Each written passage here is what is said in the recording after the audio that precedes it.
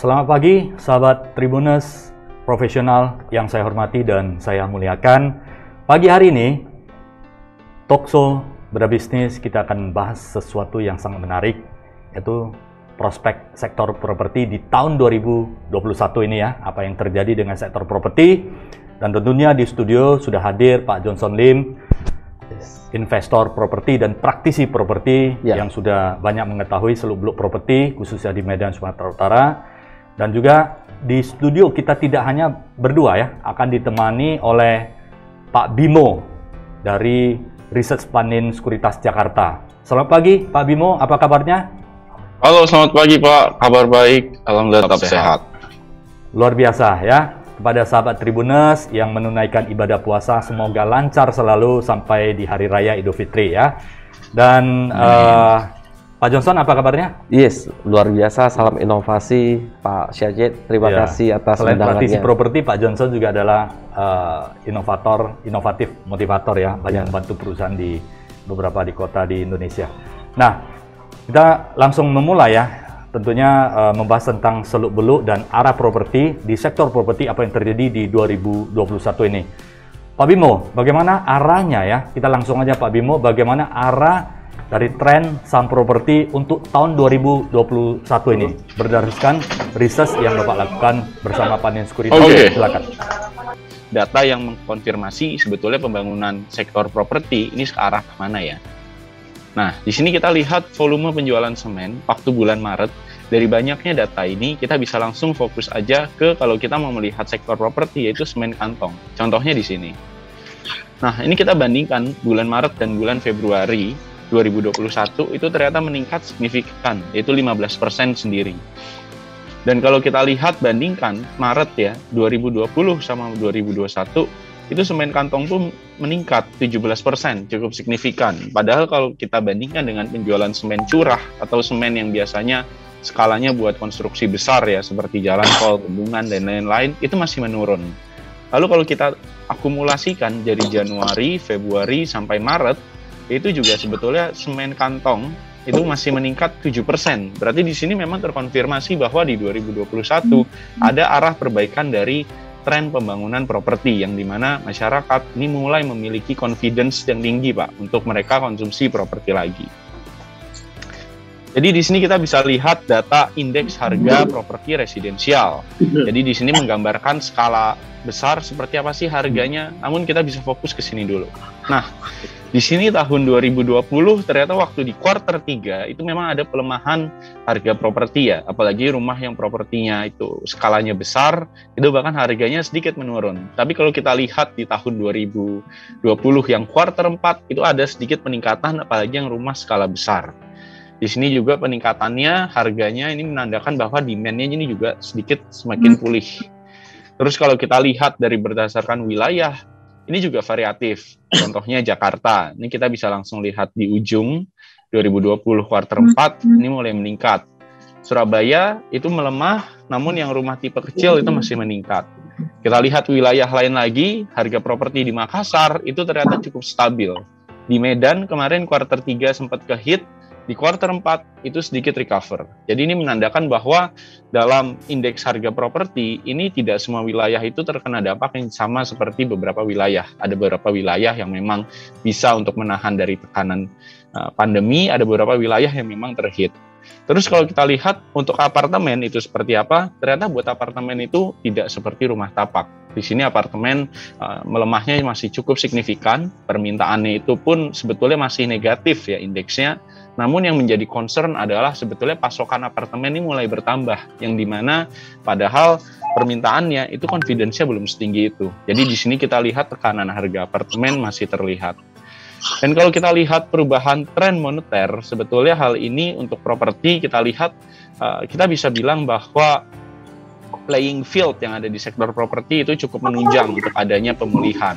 Pertama, kita bisa bicara dari tren suku bunga yang masih rendah, ini membuat suku bunga apartemen ataupun suku bunga rumah, itu harganya trennya masih menurun. Hal ini juga terbukti di kuartal 4 2020, ketika PSBB itu mulai sedikit direlaksasikan. Itu di September, pertumbuhan kreditnya sudah sedikit-sedikit mulai meningkat. Hal ini menandakan bahwa sebetulnya properti itu juga mulai meningkat.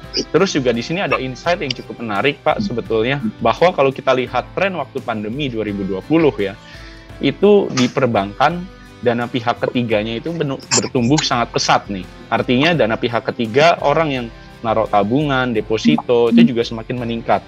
Nah, pas sudah masuk 2021, tren pertumbuhan dana pihak ketiga itu sudah tidak seperti 2020 lagi. Pada waktu 2020 kemarin, tren pertumbuhan dana pihak ketiga itu mencapai belasan persen, yang dimana biasanya ini cuma single digit aja nih. Berarti di sini menandakan bahwa sebetulnya masih ada kapasitas atau daya beli masyarakat untuk sektor properti, hanya confidence-nya aja yang masih belum signifikan. Nah, di sini kita harapannya sudah mulai melihat confidence-nya sedikit-sedikit mulai timbul, akhirnya masyarakat mulai pede dalam mengkonsumsi, dalam melakukan spending lagi di sektor properti. Terus kalau kita lihat dari moneternya, ini juga sebetulnya yang perlu diperhatikan adalah chart yang di sebelah kanan, yaitu non-performing loan atau kredit macet. Kredit macet sendiri juga sebetulnya di bulan Juni itu sudah ada di titik tertinggi, baik untuk kredit rumah ataupun kredit apartemen. Kalau kredit macetnya ini di level yang tertinggi, sebetulnya membuat perbankan, ibaratnya perbankan itu sebagai gerbang orang untuk beli properti. Jadi perbankan itu akan lebih ketat dalam mereka menjaga resikonya dalam penyaluran kredit properti, rumah tapak ataupun apartemen. Dengan tren kredit macet dari sektor properti ini sedikit-sedikit sudah mulai menurun dan tidak lagi menyentuh angka all-time high, seharusnya dari perbankan ini juga stance-nya sudah sedikit lebih ada relaksasi daripada waktu tahun 2020. Jadi seperti itu kita melihatnya nih Pak. Makanya di waktu 2020 kemarin kita bisa bilang marketing sales beberapa perusahaan properti yang major itu realisasinya tidak terlalu buruk Pak dari target. Contohnya Alam Sutra, ini juga tembus mereka punya target 111%. BSDE tahun lalu nggak kena targetnya, tapi ini tidak ada revisi loh. Jadi nggak revisi aja 90%. Ciputra, Pakuwon, Summarecon pun sama. Dan baru-baru ini di 2021, banyak juga major perusahaan properti yang marketing sales-nya sudah sampai 1/3 dari mereka punya target, padahal kita baru 1/4 jalan nih kita punya tahun 2021. Jadi di sini menandakan bahwa yang perlu kita garis bawahi, playing field untuk sektor properti itu memang memungkinkan untuk adanya pertumbuhan atau pemulihan. Jadi begitu kira-kira gambarannya nih Pak untuk tahun 2021. Biasa ya Pak Bimo, jadi artinya dari analisis semen tadi Bapak sampaikan, untuk semen bungkus itu ada terjadi kenaikan belasan persen dan dilanjutkan dengan kenaikan sampai di 2021 ini. Artinya untuk properti ya, khususnya untuk properti untuk rumah tinggal ya residential itu masih prospeknya masih bagus sekali ya. Betul. Jadi kita bisa lihat konfirmasinya Pak. Kecuali untuk construction masih belum terjadi signifikansi, dari segi non-performing loans juga sudah semakin menurun. Dan dari yang menarik ini Pak, yang menarik ini, saya lihat tadi analisis Bapak di beberapa perusahaan-perusahaan properti yang sudah TBK, mereka hit target Pak. Ini luar biasa, walaupun tekanan di 2020 itu sangat tinggi sekali, karena everyone itu, semua orang itu lagi was-was, hati-hati terhadap kondisi pandemi COVID-19 ini. Artinya interaksi itu semakin berkurang, namun bisa hit target ini Pak. Sebelum saya kembali ke Pak Johnson, kira-kira secara makro apa yang terjadi Pak? Apakah karena mereka arahnya ke digitalization, ataukah apakah Bapak ada melihat inovasi di product and development terhadap properti ini sehingga mereka lebih adaptif terhadap situasi COVID saat ini? Atau mungkin ada beberapa indikator Pak? Mungkin Bapak bisa tambahkan di sini Pak. Karena ini menarik ini Pak, kita mendapat tekanan tapi dia bisa growth dan hit target. Luar biasa. Oke. Jadi kalau kita lihat dari faktor internalnya sendiri dari perusahaan-perusahaan major, ini pandemi ini menjadi paksaan untuk mereka inovasi melakukan marketing secara digital.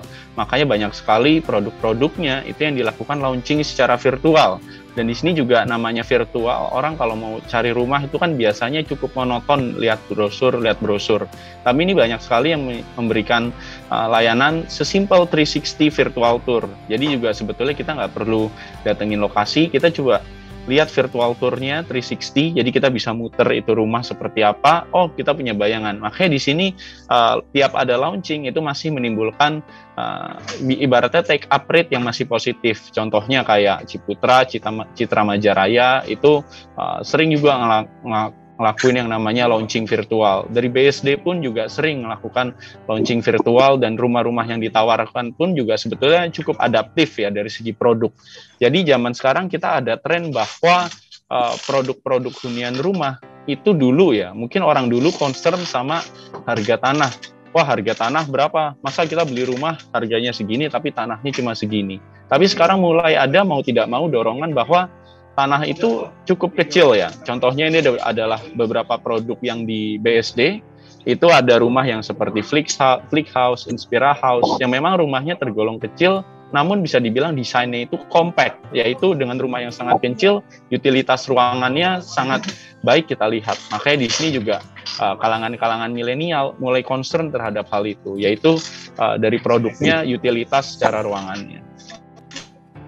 Oke, menarik sekali Pak ya.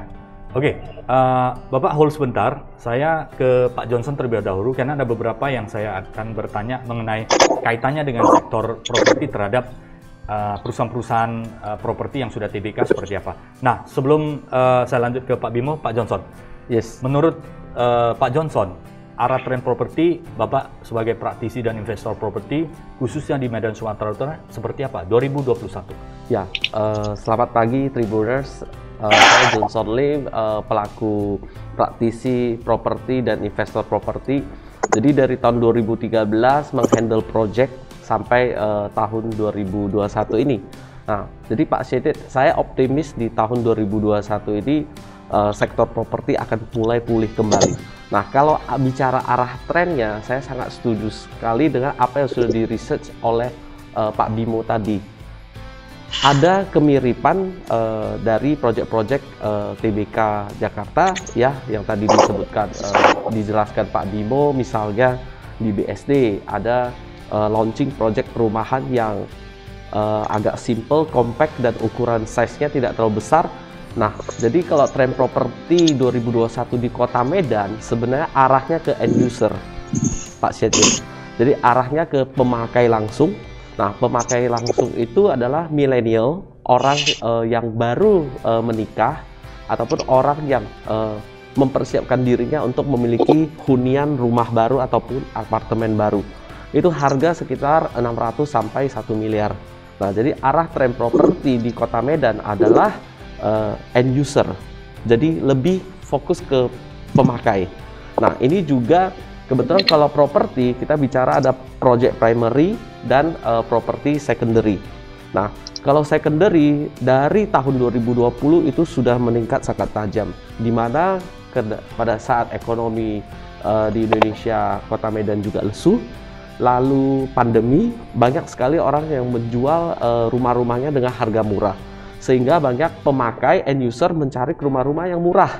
Nah, tapi dengan selama 1 tahun 2020 itu semua orang menahan untuk belanja, oke, para investor menahan untuk belanja, untuk tidak menginvest atau tidak beli properti.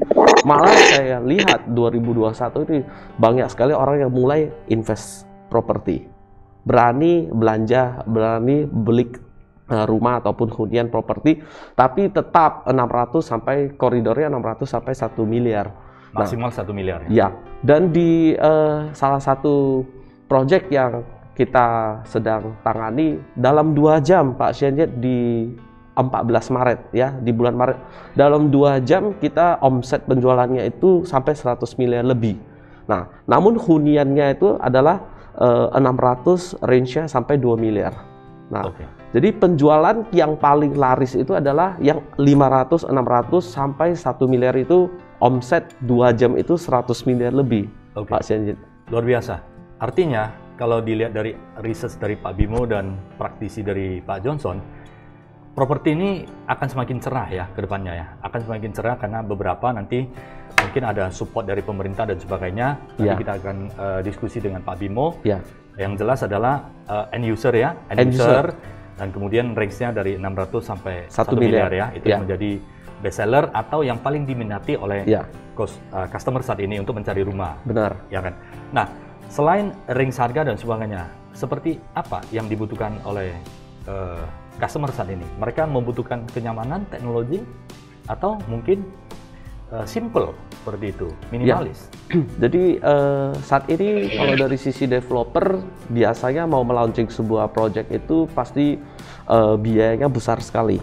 Tapi dengan pandemi ini justru fokusnya solusi seperti yang Pak Bimo sampaikan, semua dilakukan dengan online, sehingga cost satu sisi Johnson bergabung dengan developer. Jadi kalau cost promosi, cost eventnya, kemudian biaya launchingnya tidak besar, maka biaya-biaya itu bisa didiskon ke pembeli, ke user ya. Ke user. Oke, jadi bisa memberikan ekonomis yang sangat bagus sekali. Iya, jadi dan untuk saat ini sebenarnya memang dibutuhkan inovasi. Jadi developer itu berinovasi dengan online, dengan webinar, jualannya itu semua dengan cukup ads di Instagram dan Facebook. Dan jadi tidak perlu buat pameran yang besar-besaran gitu. Karena kalau pameran pun pengunjung di mall untuk saat ini Kota Medan masih rendah. Oke. Masih worry lah ya, karena situasi pandemik COVID ini masih kita harus hati-hati walaupun ada beberapa yang sudah divaksin, tapi protokol sangat penting ya, sahabat Tribuners ya, karena bagaimanapun kesehatan ini menjadi prioritas utama bagi kita semuanya. Lalu kalau untuk project primary yang barusan di launching itu pasti cicilannya cukup panjang. Jadi investor juga optimis kalau saat ini beli dengan harga yang terjangkau, otomatis 2-3 tahun ke depan nanti begitu selesai project ya harganya pasti naik. Karena ya pasti tentunya kita semua juga berharap pandemi ini cepat berlalu. Dan kalau dilihat dari sisi pemerintah negara Indonesia ini cukup cepat. Untuk vaksin ya. Betul. Jadi kalau cicilannya bisa 36 bulan atau 48 bulan, pasti investor ini akan tertarik. Karena kalau dibandingkan dengan bunga deposito, dengan beli properti, saya rasa untuk saat ini beli properti jauh lebih menguntungkan dibandingkan bunga deposito. Karena bunga deposito saat ini menurun 3 atau 4%. Nah, tapi kalau kita saat ini kita beli properti yang bagus, harga 600 sampai 1 miliar, 1, 2, 3 tahun ke depan, itu harga pasti jauh di atas bunga deposito. Nah, inilah yang mulai dilirik oleh investor-investor properti, dikarenakan 2020 mereka sudah menahan beli. Jadi uangnya cukup banyak. Jadi wait and see-nya sudah cukup panjang. Nah, dari sumber data Kompas di acara launching kemarin, itu penjualannya sangat signifikan sekali. Luar biasa. Nah, sebelum saya ke Pak Bimo untuk secara makro lagi di sektor properti seperti apa, Pak Johnson, ada satu pertanyaan lagi. Selain digitalization, kita dengan efisiensi yang begitu luar biasa, kita bisa akses, kita bisa contact to potential customer, sehingga kita memberikan efisiensi yang luar biasa. Faktor apa lagi yang membuat properti ini semakin hangat kembali? Ya, ada tahun lalu seperti ada mereka sudah tahan kan, karena tidak membeli, karena ada dana di perbankan, dana ini, sehingga mereka akan investasikan dengan gain yang lebih tinggi ya. Salah satu adalah bisa mendapatkan gain yang lebih tinggi dibandingkan dengan bunga deposito, karena bagaimanapun kita investasi harus memperhatikan tingkat ROI atau bunga yang akan kita terima kembali. Acuannya tetap bunga bank dan deposito ya. Nah, selain itu inovatif dari apa lagi ya yang bisa memberikan supaya ada menjadi hangat kembali, seperti tadi ada cicilannya, kita tarik panjang minimal 36 sampai 48. Apalagi yang bisa diberikan sehingga ini menjadi menarik bagi sahabat Tribuners atau investor properti untuk memperkuat supaya bisa hit target, bahkan bisa growth penjualan. Ya, kalau saya lihat dari ada 3 sisi. Sisi developer adalah memberikan benefit huniannya itu langsung jual hunian siap jadi. Jadi bukan kosong lagi. Jadi 3 tahun ke depan atau 2 tahun ke depan ketika handover unitnya sudah selesai. Jadi sehingga pembeli merasa, oh ya ini harga cukup murah karena sudah siap huni. Itu yang pertama. Yang kedua dari perbankan. Perbankan saat ini menurunkan bunga KPR ataupun bunga KPA sangat rendah sekali. Nah, lalu yang ketiga dari pemerintah. pemerintah DP 0% sudah bisa beli, dan ada harga range tertentu itu kalau kita beli PPN-nya bisa dihapus 100%. Nah, inilah yang menjadi 3 faktor ini yang membuat properti akan bertumbuh. Oke. Menarik ya. Jadi ada 3 faktor inovatif di dalam perusahaan itu sendiri, Ya. kemudian dukungan pemerintah luar biasa DP Ya. 0%, dan kemudian suku bunga yang sangat menarik ya, di bawah maksimal itu mungkin nggak sampai 6%. Tidak sampai. Ya, dan kemudian ada kreativitas dan digitalization yang membantu sebuah perusahaan properti itu sehingga dia mampu memberikan jawaban tantangan yang lebih adaptif sehingga bisa diterima walaupun pandemik tidak akan ngaruh, karena properti adalah seperti primary ya, kebutuhan primary yang semua orang membutuhkan seperti itu ya. Oke, saya ke Pak Bimo kembali ya. Pak Bimo, ini tren properti artinya bagi perusahaan-perusahaan yang inovatif, mereka bisa menjawab tantangan, lebih adaptif terhadap situasi COVID, misalnya digitalization, di suatu kompleks itu ada fasilitas wifi dan sebagainya yang mendukung, dan kemudian yang lebih budgeting dan desain-desain yang bagus. Ini apakah berlaku untuk seluruh perusahaan properti, ataukah hanya untuk perusahaan-perusahaan yang sudah well established dan mereka memiliki visi yang ke depan seperti yang Bapak sampaikan tadi, ada beberapa perusahaan yang sudah TBK seperti BSD ya, Alam Sutra dan sebagainya. Mereka kan sudah sangat mapan sekali. Dan ini bagaimana kaitannya? Apakah secara all atau seperti apa Pak? Dan kaitannya dengan real di lapangan, apakah ada kaitannya linear nggak dengan saya katakan adalah saham-saham properti yang ada di Bursa Efek Indonesia? Seperti apa Pak? Oke. Jadi kalau kita lihat pertama, kalau dari sisi digitalization itu memang sebetulnya berlaku untuk baik perusahaan yang memang sudah well established ataupun perusahaan yang memang masih dalam skala rintisan. Karena secara overall itu arahnya kita masyarakat akan bergerak ke arah sana, yaitu arah digitalization. Di sini saya coba contoh membayangkan saya sebagai orang yang mau beli rumah, itu biasanya kalau saya membutuhkan waktu beberapa hari atau beberapa minggu untuk seenggaknya Pak ngumpulin brosur rumah, itu lumayan takes time dan takes effort Pak. Saya harus muter kemana-mana. Tapi kalau sekarang ini saya coba simple aja ya. Saya buka Instagram, saya cuma butuh chat mereka punya akun-akun di Instagram, lalu saya kasih nomor WA, dan udah selesai, semua PDF sudah bisa dikirim, saya udah bisa lihat semuanya, dan ini bisa dilakukan dalam skala yang memang nggak butuh banyak effort. Jadi ini memang arahnya adalah arah secara overall. Lalu kalau kita lihat arah yang lebih besar lagi untuk perusahaan-perusahaan properti, itu yang bisa dilihat adalah bagaimana mereka juga bisa menempatkan posisi mereka. Itu yang sekarang juga jadi concern untuk orang-orang beli rumah, itu dari segi positioningnya Pak. Jadi positioningnya ini apakah menunjang mereka untuk menggunakan transportasi umum, atau menunjang mereka untuk menggunakan fasilitas jalan tol atau dekat dengan fasilitas-fasilitas umum lain. Ini yang juga akhirnya sangat menentukan ke depannya itu seperti apa. Makanya di sini juga banyak sekali properti-properti atau developer yang menawarkan dengan konsep TOD, yaitu Transit Oriented Development. Karena juga ke depannya ada awareness juga ke depannya bahwa transportasi umum ini akan menjadi sarana transportasi yang memang benar-benar umum untuk digunakan berbagai kalangan masyarakat. Jadi begitu kita melihatnya nih Pak, dari dua hal itu. Menarik sekali ya. Artinya kalau dilihat dari yang Bapak research, itu perusahaan-perusahaan yang menggunakan metodologi pendekatan pembangunan dari sisi yang ada TOD, Transit Oriented Development, seperti yang dilakukan oleh, saya baru diskusi dengan presidennya Jababeke Resident. Memang TOD adalah the future of developer, karena fasilitas akan menentukan perkembangan dari sebuah properti itu ke depannya seperti apa. Nah, Pak Bimo, itu untuk saham properti bagaimana, Pak? Nah, kalau untuk saham properti sendiri, kita lihat pergerakan saham. Iya, Johnson kan dari realnya. Dari sahamnya bagaimana, Pak? Oke. Pasti akan terjadi penguatan dan sebagainya arahnya di 2021, Pak. Nah, ini yang menarik nih Pak untuk sahamnya di sektor properti 2021. Jadi untuk sektor properti 2021 itu memang sebelumnya di tahun 2020 harganya turun cukup dalam.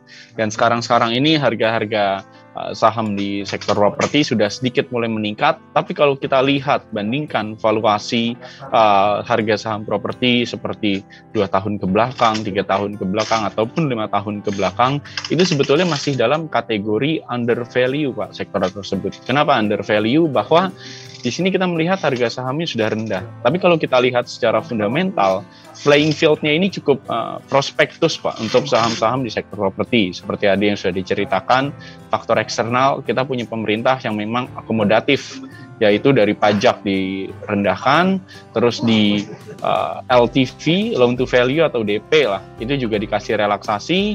Kemudian kalau kita lihat dari tren suku bunga itu masih dalam tren yang rendah dari tahun 2021 ini. Makanya buat kedepannya kita ngelihat sebetulnya masih ada ruang untuk pemulihan di sektor properti ini, Pak. Betul. Di sini juga kita melihatnya masih ada potensi untuk growth yang lebih tinggi lagi untuk di tahun 2021. Jadi memang secara saham ini masih atraktif, namun perlu diketahui bahwa saham di sektor properti ini masih dalam jangka at least 1 tahun. Ya. Kalau untuk dalam jangka waktu dekat, mungkin kita akan melihat distorsi dulu sih, Pak, dalam waktu bulan Mei. Ini tidak dipungkiri, yaitu seperti sentimen sell in and go away, ataupun bahkan di sini ada pemerintah yang memberikan larangan untuk mudik. Yang jelas seenggaknya ini kan memberikan batasan untuk kegiatan masyarakat, yang ini sebetulnya masih menjadi distorsi dalam waktu dekat. Begitu Pak kita melihatnya. Oke, Pak Bimo, kalau untuk dukungan dari pemerintah sendiri dari segi bunga rate untuk KPR itu saat ini turun terus ya, seperti yang disampaikan Pak Johnson, praktek di lapangan ada yang 3-4% dan 5% berkisar maksimal 6%. Itu kalau dampaknya terhadap sektor properti saat ini bagus. Kalau seandainya Pak, kemudian setahun atau 2 tahun kemudian terjadi kenaikan, apa yang terjadi Pak? Nah, kalau untuk 1 tahun, 2 tahun kemudian, kalaupun memang suku bunga terjadi kenaikan, ini perlu dicermati bahwa kenaikan suku bunga ini didasari oleh apa? Kalau memang kenaikan suku bunga ini didasari oleh tingkat permintaan, yang dimana permintaannya memang sudah pulih, itu sebetulnya berdampaknya tidak terlalu signifikan. Mungkin akan berdampak beberapa sektor properti yang memang dikhususkan untuk investasi, yaitu properti yang memang biasanya investasi itu adalah apartemen ataupun hunian-hunian yang memang harganya juga di atas 5 miliar, ataupun yang ketiga ini adalah sektor-sektor orang yang mau beli rumah kedua. Misalkan mereka sudah punya rumah pertama, terus mereka merasa ingin punya rumah yang lebih besar lagi, ini yang sebetulnya nanti akan terhambat. Hanya kalau kita melihatnya dari sudut pandang developer, itu sebetulnya yang masih kuat pertumbuhannya atau robust pertumbuhannya, itu adalah properti yang memang menyasar ke kalangan milenial atau biasanya disebut first home buyer. Ini yang akan menjadi menarik. Jadi despite ada peningkatan suku bunga, seharusnya segmen dari ini permintaannya masih tetap stabil. Luar biasa ya, artinya sama dari Pak Johnson juga mengatakan bahwa fokus utama properti ke depannya adalah milenial, karena milenial juga salah satu jumlah populasi yang sangat besar di Indonesia saat ini, dan kita adalah Indonesia mendapatkan bonus demografi sampai 2045 ya, artinya usia bekerja dan milenial ini produktif sih sangat besar sekali. Kemungkinan, apakah ada kaitannya nggak dengan pertumbuhan properti ke depannya nanti Pak, dengan bonus demografi tersebut? Dengan kita melihat bonus demografi ini tentu ada kaitannya. Dan ini juga kalau kita mau melihat sektor properti dalam jangka panjang, ini selain bonus demografi, kita juga bisa melihat fenomena yang namanya itu adalah post-suburbasi, Pak. Jadi post-suburbasi adalah fenomena dalam teori tata kota, masyarakat yang berada di kota-kota yang memang sudah mature, itu suatu saat akan berkembang, Pak, ke beberapa kota-kota yang sebelumnya menjadi kota satelit, itu nanti kota satelit akan berubah menjadi kota yang mature itu sendiri. Dan ini fenomenanya sudah sedikit terlihat di wilayah DKI Jakarta dan sekitarnya, yaitu di wilayah Serpong, di mana Serpong ini ke depannya punya potensi untuk mendapatkan yang namanya post-suburbasi. Serpong itu akan menjadi kota yang mandiri, sehingga Serpong bahkan sudah tidak lagi berfungsi sebagai kota yang menunjang Jakarta, tapi kota Serpong adalah menjadi kota mandiri Serpong dengan segala ekosistemnya di dalamnya. Artinya, perkembangan sebuah kota nantinya akan tumbuh di sekitaran kota itu adalah kota satelit. Dan setelah itu akan menjadi mandiri dan akan menjadi kota mandiri ya Pak, karena infrastruktur ada apa ya, di dalamnya proses ekonomi sudah berjalan, ada fasilitas lain dan sebagainya, pendidikan dan sebagainya, akan menjadi kota mandiri yang sangat luar biasa. Arahnya di sana ya Pak ya? Betul Pak, kita melihat arahnya di sana dan memang semuanya didasari oleh dorongan yang paling utama, yaitu dorongan bonus demografi, di mana penduduk semuanya makin berkembang dan lama-lama akan melihat bahwa sepertinya tren di kota-kota besar itu sudah cukup mahal. Gara-gara juga cukup mahal, mau tidak mau, tren penduduk itu akan semakin keluar, dan ketika penduduk semakin banyak yang keluar dari kota besar, kota itu sendiri akan menjadi lambat laun kota yang memang mandiri dan punya ekosistem yang menunjang mereka untuk menjadi kota mandiri. Di Jakarta ya, di timur Jakarta berkembang pesat, dan di barat Jakarta juga ya, karena ada fasilitas TUD itu ya Pak ya? Betul, dan ini juga makanya wilayah-wilayah sekitar itu berkembang pesat, dan dari harga pun memang sebetulnya kita harus akui sangat kompetitif ini Pak. Kalau kita bandingkan harga yang di tengah kota sama harga yang di luar kota besar, itu memang jauh sekali perbedaannya. Makanya untuk kalangan-kalangan yang first home buyer, itu memang sangat diminati wilayah-wilayah yang di luar kota utama Pak. Sahabat Tribus dan profesional semuanya, arah properti adalah sangat menarik sekali, karena kebutuhan properti itu di Indonesia masih sangat dibutuhkan ya. Beberapa saya diskusi dengan beberapa presiden direktur, dan itu memang sudah terjadi, didukung dengan penelitian dari research oleh Pak Bimo dari Panin Sekuritas ya, yang luar biasa. Panin is the best di dalam research ya. Banyak analisis tajam yang mengenai sektor saham-saham, khususnya berbagai sektoral di Indonesia, dan properti termasuk hari ini biasanya sangat transparan dan tepat. Nah, ini menjadi gambaran bagi kita semuanya. Arahnya adalah bagi sahabat bisnis dan profesional yang berada di sektor properti, arahnya adalah milenial ya, Bapak Ibu semuanya. Milenial, sekali lagi adalah milenial. Karena mereka memiliki purchasing power, dan kita bonus demografi sampai 2045 ya ke depannya. Oke, Pak Bimo, hold sebentar, saya ke Pak Johnson. Pak Johnson, kalau dilihat dari arah milenial, apa yang paling diminati oleh milenial saat ini? Oke, kalau milenial itu huniannya, fasilitasnya harus bisa Wi-Fi, bisa online, Pak. Oke, infrastruktur digital ya. Nah, lalu sebenarnya pandemi... Apa yang terjadi, Pak Johnson? Ini pertanyaan saya sedikit. Ya, kalau jadi suatu daerah itu tanpa Wi-Fi, apa yang terjadi? Kalau untuk milenial, sudah dipastikan entrepreneur muda agak sulit ya Pak ya. Nah, kita lihat di mana tren bisnis juga berubah.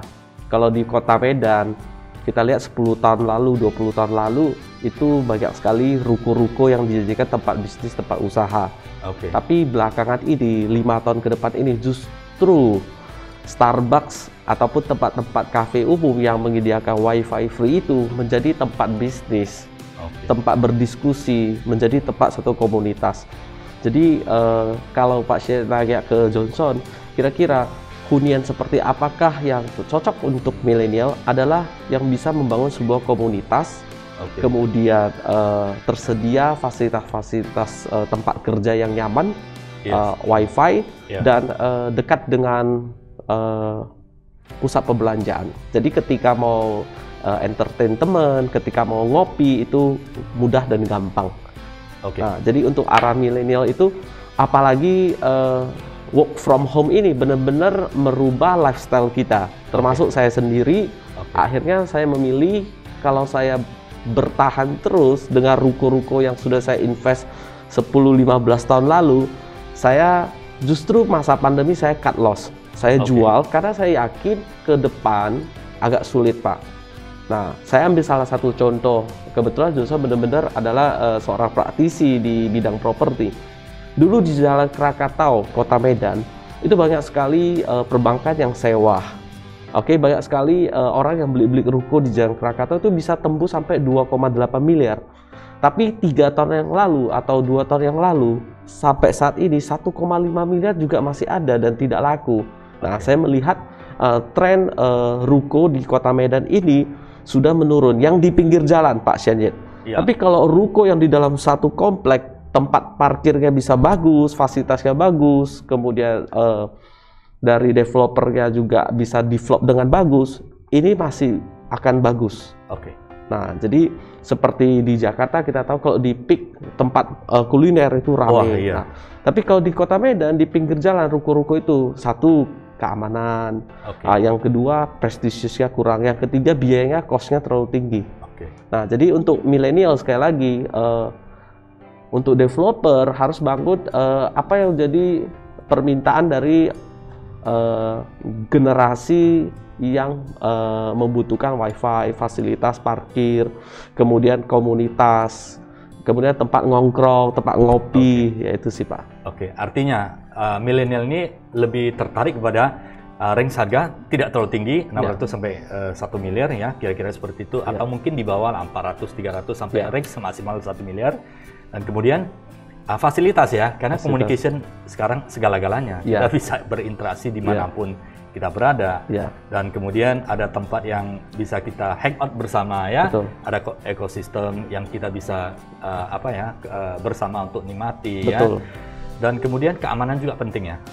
Keamanan ya. Jadi konsep developer sebenarnya ke depan adalah sudah harus memperhatikan hal ini. Yang bisa memberikan keamanan ya.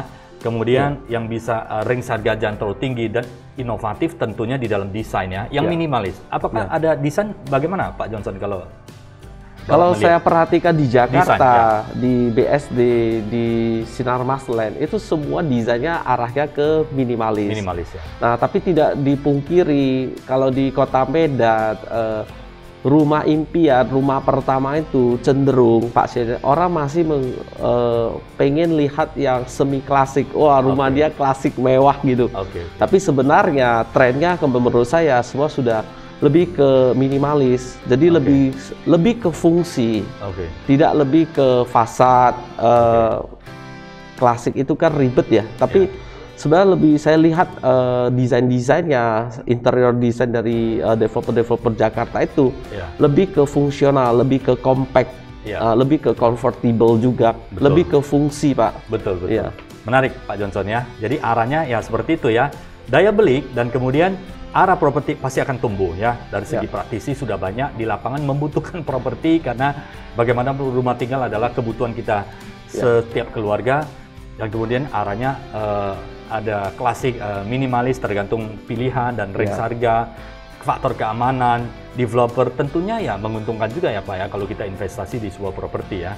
Nah, ini menarik. Saya beberapa waktu lalu juga beberapa kali diskusi dengan bos atau presidennya properti developer, residen dan sebagainya seperti Jababeka. Mereka ada konsep yang minimalis dan di harga di bawah 500 juta dan best seller dilengkapi dengan wifi, kenyamanan dan sebagainya.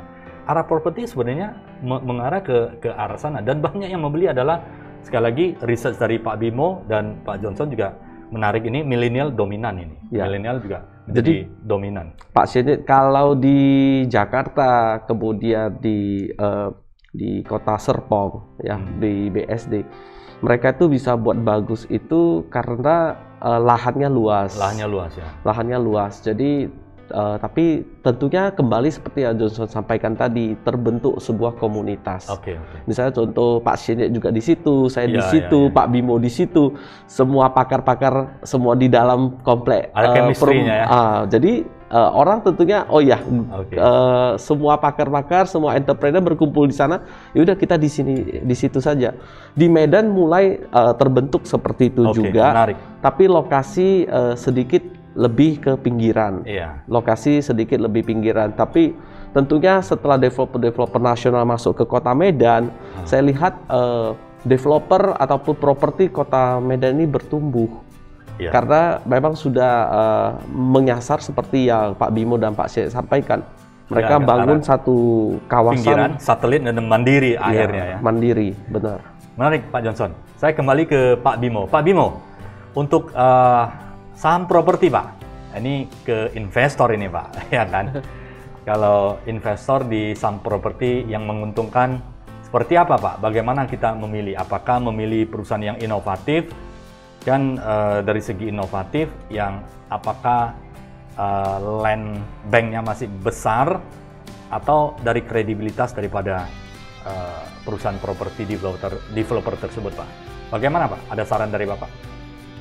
Oke, jadi kalau dalam memilih saham-saham sektor properti, di sini yang kita lihat pertama adalah properti itu intinya adalah pemilihan, selain pemilihan rumah, pemilihan tempat tinggal, Pak, atau pemilihan wilayah. Makanya properti yang memiliki wilayah-wilayah yang itu adalah wilayah signifikan, ini perlu menjadi pertimbangan. Pertama, wilayahnya ada di mana aja nih. Dan kalau kita lihat indeks harga properti residensial, itu di tiap wilayah di Indonesia itu punya karakteristiknya yang berbeda-beda, Pak. Kayak di Surabaya, rumah tapaknya aja nggak semuanya itu menguat nih. Di Jakarta juga kompak menguat, dan kalau kita lihat di Sulawesi, ini juga cukup baik. Di Medan itu juga sebagian cukup baik. Makanya kalau kita bisa melihat perusahaan mana nih yang ada di berbagai wilayah di Indonesia. Salah satunya adalah Ciputra, Pak. Ciputra itu di wilayah Jawa bagian barat itu ada Citra Majaraya. Terus di Surabaya Ciputra juga ada. Di Medan juga ada Citra Gama Medan. Terus yang di Sulawesi juga ada Citra Talasa nih. Jadi di sini Ciputra bisa menangkap konsep diversifikasi wilayah yang baik. Makanya kita lihat dari secara wilayah di sini Ciputra juga cukup positif. Lalu selain Ciputra kita bisa melihat apa lagi? Kita juga bisa melihat beberapa saham, contohnya di sini BSDE. Kalau tadi kita bicara diversifikasi, nyatanya BSDE itu kan sangat kuat di Serpong. Tapi kita kenapa bisa memilih BSDE nih? Karena BSDE sendiri walaupun memang areanya sangat kuat di Serpong, tapi untuk masa depan kita lihat land bank-nya ini masih cukup besar. Yaitu land bank itu kan dapat menunjang ke depannya ini seperti apa nih untuk mereka bangun proyek-proyek selanjutnya. Yang ketiga, yang perlu diperhatikan adalah tadi kita udah lihat secara bisnis ya, wilayah, diversifikasi. Kedua, future-nya seperti apa. Ketiga yang paling penting ini adalah neraca dari perusahaan itu sendiri seperti apa. Kalau kita lihat BSD dan Ciputra, itu dari neracanya, pengelolaan hutangnya itu cukup baik, Pak. Pengelolaan hutangnya cukup baik, arus kasnya juga di sini mereka mengelolanya dengan cukup baik.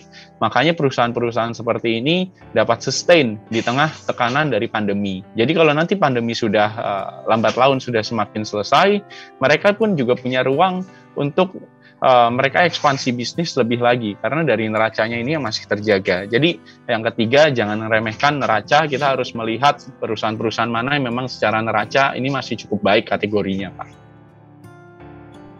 Oke, 3 itu ya Pak ya? Betul, jadi 3 itu. Pertama diversifikasi wilayah, kedua future project seperti apa, ketiga itu adalah neraca. Biasanya itu yang harus diperhatikan oleh orang-orang yang memang punya minat untuk investasi di saham-saham sektor properti.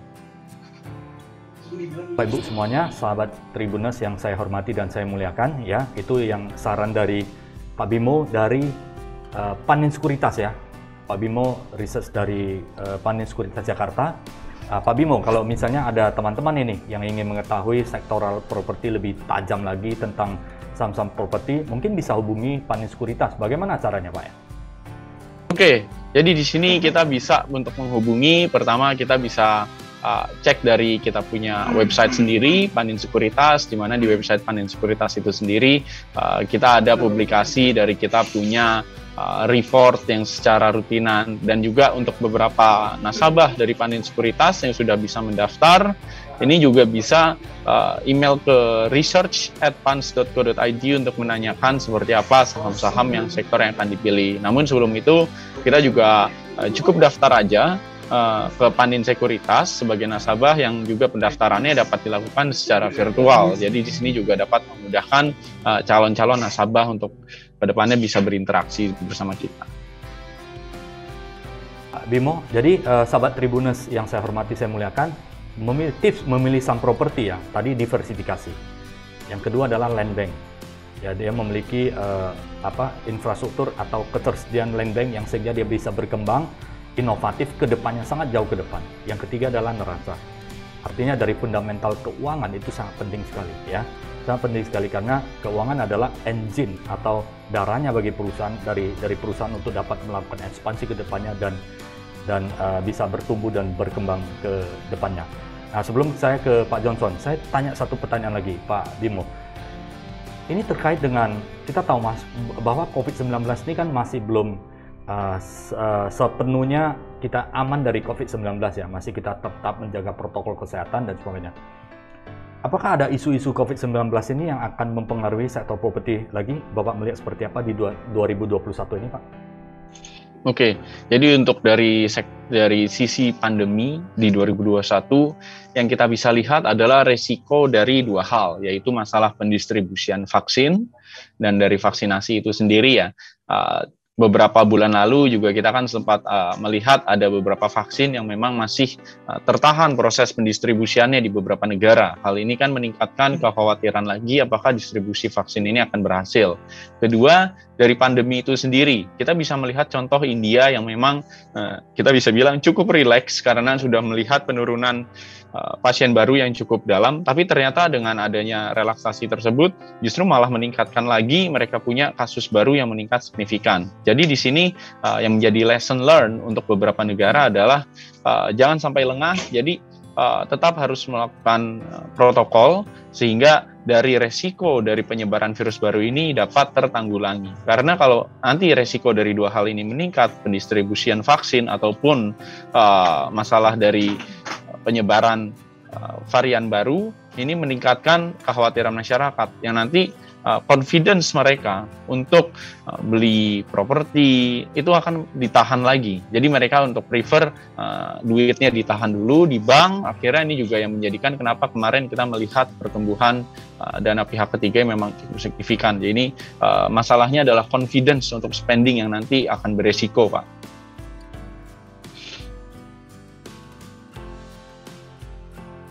Sudah menjelaskan bahwa saham properti, ya properti kita sepakat dan setuju ya dari praktisi, dari aspek investasi kedepannya akan bagus sekali. Ya, walaupun pandemik, tapi kita optimis akan dapat menghadapi pandemik ini dengan baik. Namun sekali lagi ya, sahabat Tribuners, protokol kesehatan dan tetap kita harus hati-hati karena kesehatan tetap menjadi prioritas utama bagi kita semuanya. Sehat jauh lebih penting ya. Dan tadi sudah ada dikatakan bahwa carilah perusahaan properti yang memiliki diversifikasi di banyak tempat dan inovatif ya, land bank yang menarik, dan kemudian dari segi cash flow, neraca atau fundamental dari perusahaan itu harus bagus ya Bapak Ibu semuanya ya. Ingat 3 ini yang menjadi saran dari Pak Bimo dari Panin Sekuritas untuk sahabat Tribuners, pilihlah saham-saham properti yang memiliki kriteria yang baik sesuai dengan yang disarankan Pak Bimo ya. Nah, saya kembali ke realnya properti. Pak Johnson, kalau ingin investasi atau membeli properti yang menguntungkan, seperti apa ciri-cirinya? Ya, jadi pagi hari ini saya akan sharing beberapa tips kalau kita mau investasi properti saat pandemi 2021 ini ya. Nah, yang pertama adalah kita harus memilih developer yang terpercaya. Ya, developer yang sudah berkredibilitas, supaya begini Pak Syedid, kalau kita memilih developer yang tepat, kita beli, kemudian kita bayar cicilannya, ketika handover dia tepat waktu, maka kita akan untung. Tapi kalau kita salah pilih developer yang janjinya 3 tahun selesai, tapi molor sampai 5-6 tahun, maka kita sebagai investor akan rugi. Nah, yang poin kedua adalah akses, Pak. Kalau kita lihat di Singapura, di Malaysia, 10 tahun yang lalu saya jual kondo di Singapura ataupun apartemen rumah-rumah di Kuala Lumpur di Malaysia, faktor terpenting adalah yang dekat dengan MRT. Ya, seperti TOD yang disampaikan oleh nah, namun di Indonesia, Bimo ya. Apa khusus di Indonesia dan khususnya saya di Kota Medan ini belum. Tapi sejak Presiden Jokowi gencarkan infrastruktur di tol, nah ini juga saya lihat 5, 10, 15 tahun, 20 tahun ke depan, ini properti-properti developer yang dekat dengan akses tol ini yang sangat untungkan. Nah, ditambah dengan beberapa kali ada wacana dari Bapak Sandiaga Uno, Bapak Luhut, Presiden hadir di Danau Toba. Nah, kalau benar-benar nanti Danau Toba ini jadi Monaco of Asia, maka properti-properti perumahan-perumahan ataupun apartemen-apartemen yang dekat dengan pintu tol itu pasti akan naik sangat signifikan. Nah, jadi kita lihat di negara lain yang dari dulu memang sudah properti yang dekat dengan tol, MRT itu harga pasti bagus. Di Jakarta yang di Pak Bimo sampaikan, justru properti yang tumbuh adalah developer yang membangun perumahan-perumahan dekat TOD tadi. TOD ya, akses. Jadi yang kedua akses. Yang pertama developer, yang kedua akses. Yang ketiga adalah ketika kita membeli sebuah hunian, kita harus lihat fasilitas, Pak. Oke. Nah, karena masa pandemi ini kita butuh tempat refreshing, tempat olahraga, tempat bertukar pikiran, kemudian tempat bekerja. Jadi fasilitas terpenting. Yang keempat adalah beli properti yang masih ada lahan. Oke. Ya, lahannya masih luas, Pak. Jadi future development-nya masih ada dan tingkat kenaikannya bisa lebih tinggi. Apabila tahap 1, tahap 2 sukses, masih ada lahan di sekitarnya, maka akan tumbuh. Saya ambil perumpamaan begini, sekitar 3.000 meter, kita hanya bisa bangun 20-30 unit rumah. Dibandingkan tempat yang 3 hektar, kita bisa bangun ratusan rumah. Tentunya yang 3 hektar ini harganya pasti akan lebih naik. Oke. Nah, jadi yang terakhir adalah kita harus sama-sama menjaga kesehatan, karena di Kota Medan khususnya begitu ada isu negatif mengenai COVID, maka orang akan slow down, investor akan slow down, menunda untuk beli lagi, karena uangnya itu seperti tahun lalu bisnis mulai 2020 ketika pandemi Maret itu semua bisnis stop. Orang khawatir, ya, masyarakat khawatir ini nanti terjadi lagi gejolak seperti itu. Maka uangnya mereka rem. Nah, mereka simpan. Jadi saya sarankan semuanya kita mengikuti protokol kesehatan, kita semua sehat selalu supaya juga bisnis properti bisa tumbuh, maju dan berkembang di Kota Medan. Oke, baik, terima kasih Pak Johnson. Tidak terasa percakapan kita, diskusi kita sudah mendekati 1 jam. Ya. Saya simpulkan dari pembicaraan Pak Johnson tadi, ya, pilihlah properti yang pertama dari kredibilitas developer, ya. Artinya apa yang mereka sampaikan itulah yang mereka berikan kepada para customer mereka, ya, janji pembangunan, jadwal dan sebagainya, struktur dan sebagainya, komitmen yang diberikan kepada para pembelinya, ya. Yang kedua adalah carilah properti yang akses, ya, seperti kalau di Jakarta ada akses ke transportasi MRT dan sebagainya. Minimal kalau di Medan Sumatera Utara cari yang dekat akses tol, akses jalan besar sehingga mudah untuk akses ke suatu tempat atau wilayah. Yang ketiga adalah fasilitas, ya. Fasilitas seperti wifi dan sebagainya, infrastruktur, tanah hijau dan sebagainya itu sangat penting sekali, ya. Karena parkiran juga sangat penting, row jalan itu sangat penting sekali. Membuat kenyamanan, ya. Memiliki sebuah rumah hunian adalah kenyamanan salah satu utama. Kalau kita tidak nyaman, mungkin akan menjadi aktivitas menjadi slow down dan sebagainya. Yang keempat adalah carilah hunian yang masih ada tanah luas yang bisa dikembangkan, ya. Karena akan menjadi sebuah kawasan itu akan berkembang tiada henti dan harga properti akan semakin jauh ke depannya. Yang terakhir adalah tetap jaga kesehatan. Dan sekali lagi saya ucapkan terima kasih Pak Bimo, ya, atas waktunya hari ini. Dari Panin Sekuritas yang luar biasa selalu memberikan yang terbaik kepada seluruh nasabah Panin di seluruh Indonesia, yang selalu support sehingga bisa memilih saham-saham khususnya di properti yang menarik dan bisa tumbuh dan berkembang ke depannya. Sekali lagi terima kasih Pak Bimo waktunya. Ya, sama-sama Pak, terima kasih juga. Ya, dan Pak Johnson terima kasih waktunya sudah hadir di studio. Kita akhiri pembicaraan hari ini dan sampai jumpa sahabat Tribuners dengan Bedah Bisnis di episode selanjutnya yang lebih menarik untuk Anda yang hanya ada di Tribun Medan.